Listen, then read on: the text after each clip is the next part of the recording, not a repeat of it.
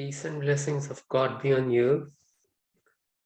Today we're going to do question 14, which says, how do you logically explain the inconsistencies between religious principles and social principles? Now, religious teachings are sent by God to make human beings aware of the way of life which will be beneficial for them in this world and in the hereafter. As I explained in question 8, a new prophet was sent by God whenever the teachings of the previous prophet were forgotten or misunderstood to a very dangerous extent. This meant that the new prophet came in an era when the society, including even those people who consider themselves religious, was living life in a way that was contrary to the teachings of God.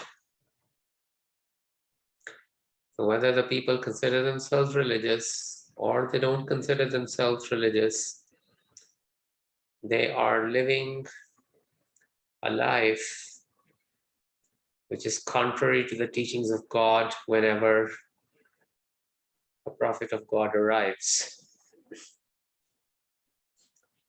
So that is why we usually see inconsistencies between social and religious principles, except for those brief periods when society forms its principles in harmony with religion.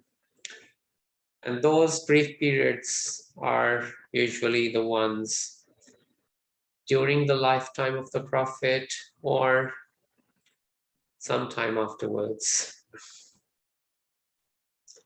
Other than that, most of the time periods, people are living a life contrary to the principles sent by God.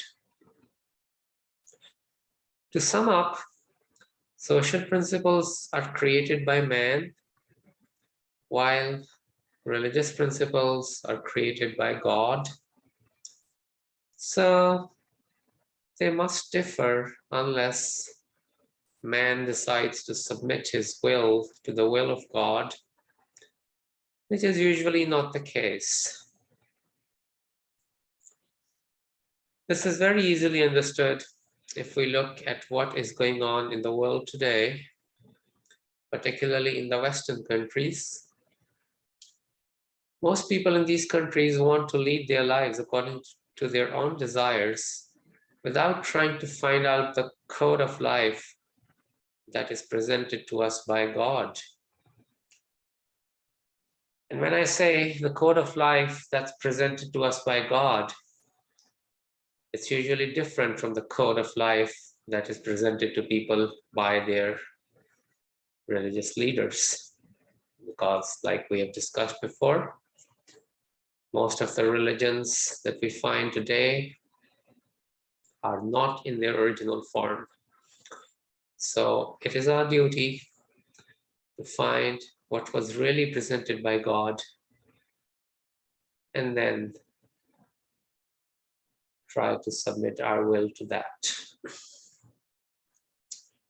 Now, one reason why people